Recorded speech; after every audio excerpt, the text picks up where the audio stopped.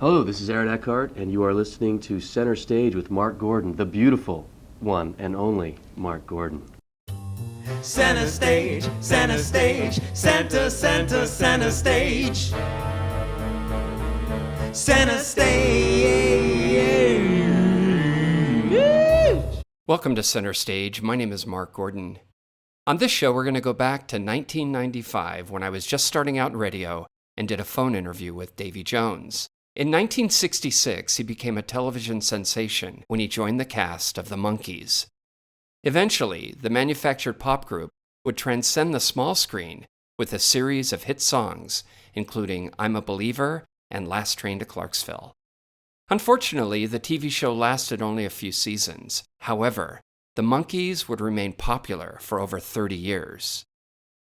The first thing I asked Davy Jones was how he became a Monkee.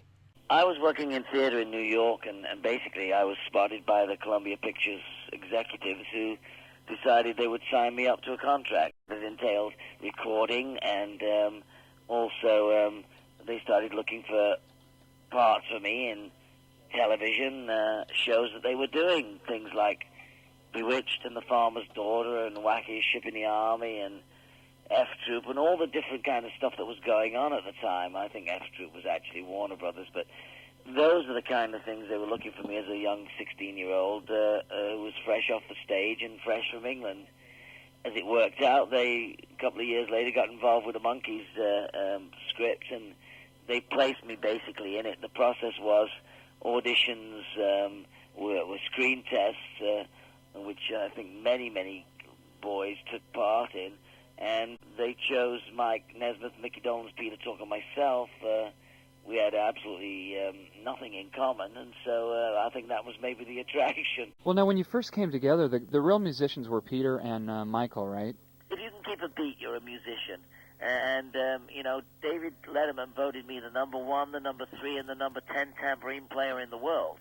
So that can't be bad. Mike and Peter had more experience behind their instruments. Mickey Dolenz had played guitar in a couple of bands that he'd been involved with. And obviously he got the drumming part because they said, who wants to be the drummer? And Mike, Peter, and myself took one step backwards. So he became the drummer. And so the combination of the four of us together worked for what they needed, and that's what the Monkees ended up to be. But we got together, we started to work together on the set between takes, and our show turned into a sort of rehearsal area for the most part. And so that when we went out on the road and they expected us to sort of like just go out there and play a couple of tunes. We did a good hour and a half show with lights and with costume changes and all kinds of fun stuff that we introduced. The screen at the back, we showed Davy walking on the beach singing I Want to Be Free, and then Mike Nesmith doing his thing, and it was quite an experience, our live show. We did over 200 concerts with the Monkees. We toured all over the first year, 1966, I think, probably 67. We toured all over America. We did masses of concerts.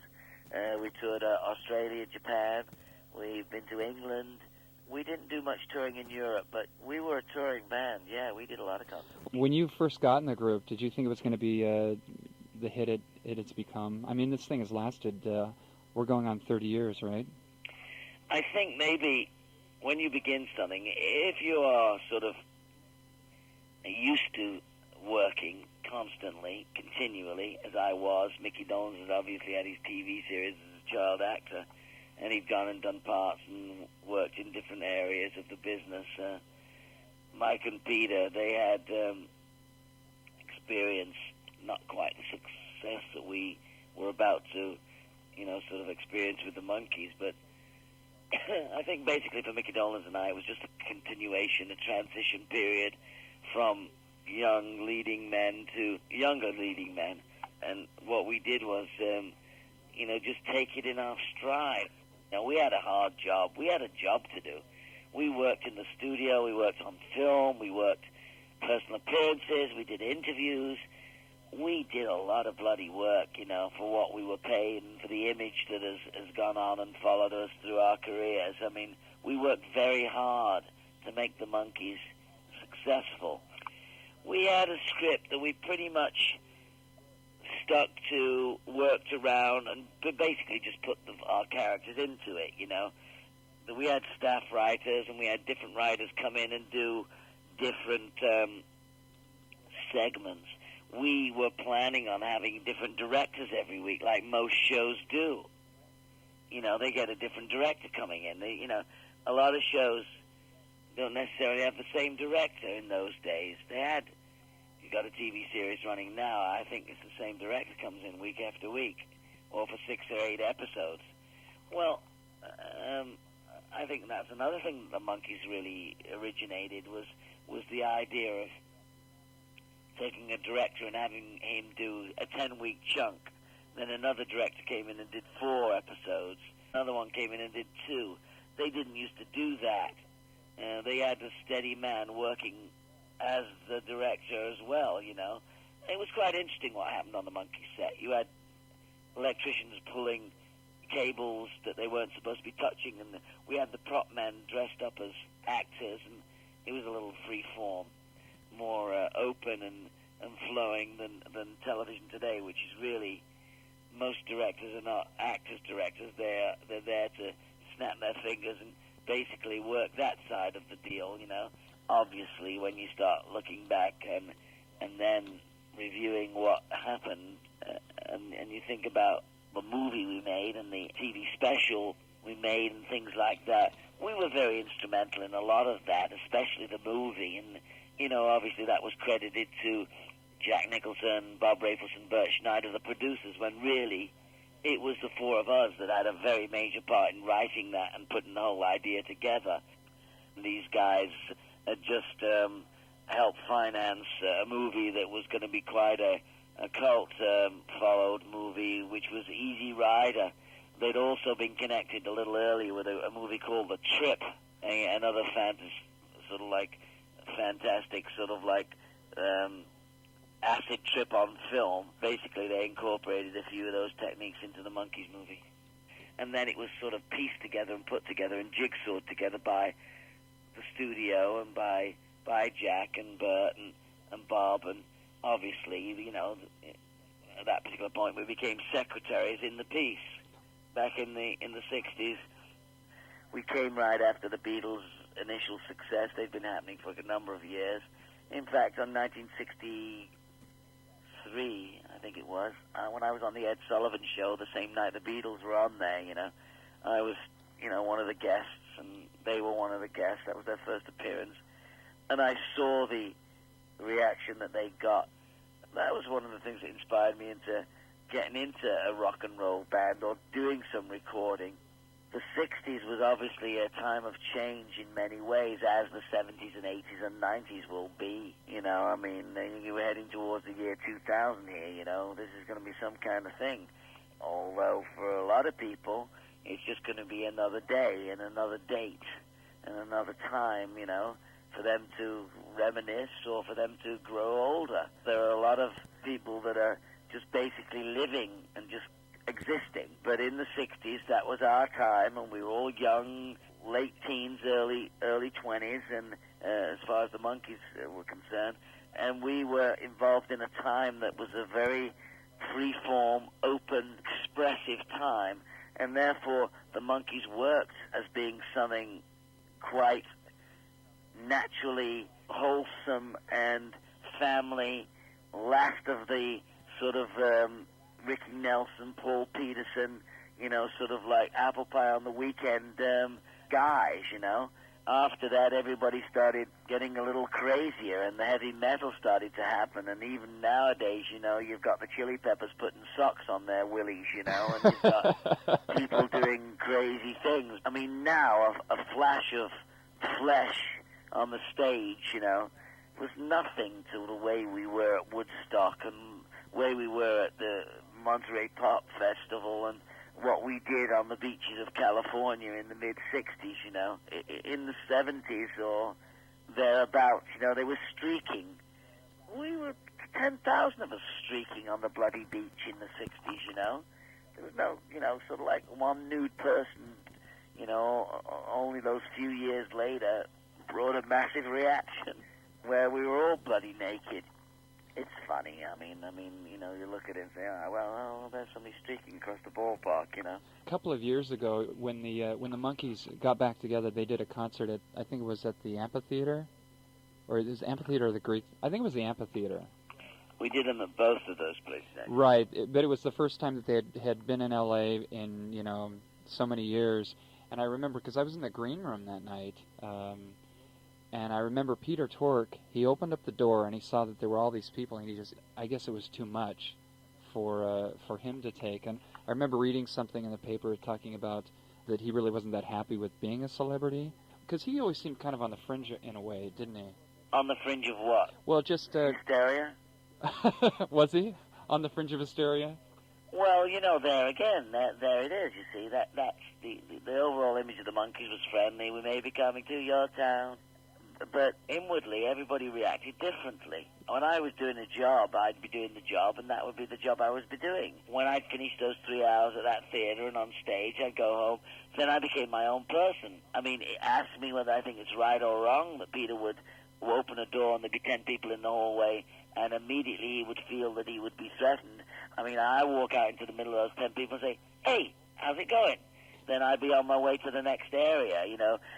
I don't particularly like crowds. I like to be out in the middle of the field, you know, sort of turning my, you know, patch over, or, you know, working, you know, outdoors and playing with my horses, or going for a walk in the woods, or, yeah, I like all that private time, and a lot of the time is like that.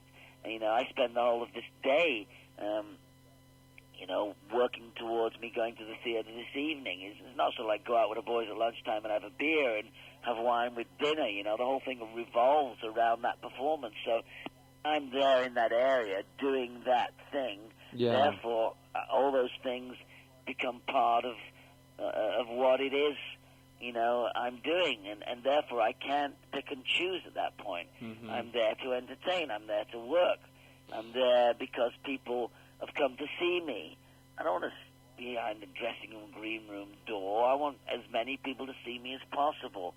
Some of them are a little intrusive or excitable or whatever it might be, but that's understandable because, you know, I'm Davy Jones from the Monkees, and they're excited. They want their program signed, or they want to tell me their experiences or whatever it might be, and I'm quite willing as an artist, as a man, as a person to listen. That's my good fortune, because if I can hear one positive thing, or if I can say one positive thing that's going to help somebody else, then that makes it all worthwhile. You can't go through your day thinking every moment's going to be, you know, enlightening and inviting.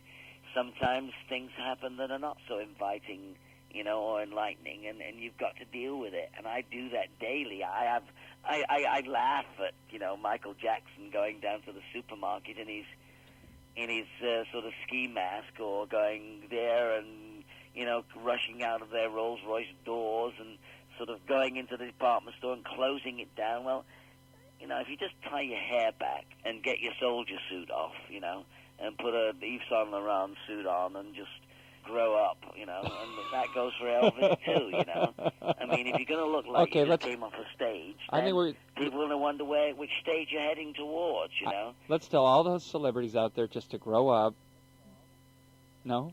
No, not necessarily so. As I said, it's different for everybody. No, but I see what you're saying. That's what Michael wants to do. Michael needs that image of Michael Jackson to survive. It's quite understandable. You know, the guy's into major heavy business. You know, he owns radio stations. He owns publishing companies. He probably owns a steel mill somewhere in the world, you know. He's not just Michael Jackson the entertainer. I was reading that she received 5,000 fan letters per day in the heyday of the group.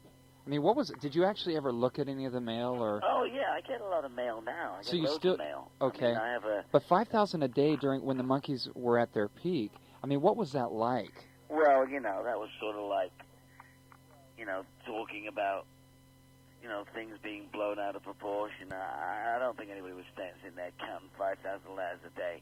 I mean, I've always gotten lots of mail from Well, from different sources. I mean, if you were to write to me and say Davy Jones, Pennsylvania, Monkee or whatever, I mean, it would get me. I mean, I have a home in Pennsylvania.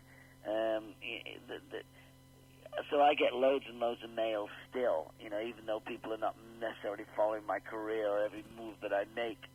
I mean, I get letters from kids that, want advice. I get letters from parents who thank me for helping bringing their kids up. Still, I get people that maybe have, gone and bought a reissue of a Monkees record, and they want me to answer story, ideas that they have of why we did this song or whatever. I mean, it's an unbelievable sort of experience having been in the business for so long. I mean, you all of a sudden become more attractive, you become more knowledgeable, you become more sexy, you become more everything. Success does that for you. You're basically just a regular person underneath all this tinsel and fabric is real tinsel and fabric. So you've got to try to approach it in a sensible, adult way. Try to, read through as many letters as I can. I get halfway through a letter and it's the same sort of rambling applause or favor that I seem to get, and mostly yeses in a world of no's. Do you have a favorite album that you guys produced? Favorite Monkees album? I have a lot of favorites, only because I think of the involvement of so many different people. I mean, it's all very positive. We never ever sung about the times they are changing, the eve of destruction. The Monkees were all Carole King, Neil Diamond, Harry Nilsson, Neil Sedaka, great, positive, happy songwriters. And so, this generated a lot of interest from unsuspecting youth that instead of pushing their hands deep into their tight little jeans to pull out bubble gum or candy, they were now sort of pulling the money out and buying records, So we introduced a lot of kids to the record buying, sort of idea, and we also influenced a lot of kids that, have things to ask and questions that need answers. You can't always get it at home through your family or your mums and dads, and you reach out to somebody that you feel you're identifying with at the time. And Davy in 16 magazine and Tiger Beat was an approachable image that girls tended to feel comfortable with. You were likable guys. The Monkees was not complicated. It was just about four guys trying to make it in the rock and roll world, and I think we did pretty good. Until next time, this is Mark Gordon, and I'll see you center stage. Center stage, center stage, center, center, center stage. Center stage. Hello, this is Homer Simpson. Whenever I want to know what's going on in the entertainment world, I listen to Center Stage with Mark Gordon.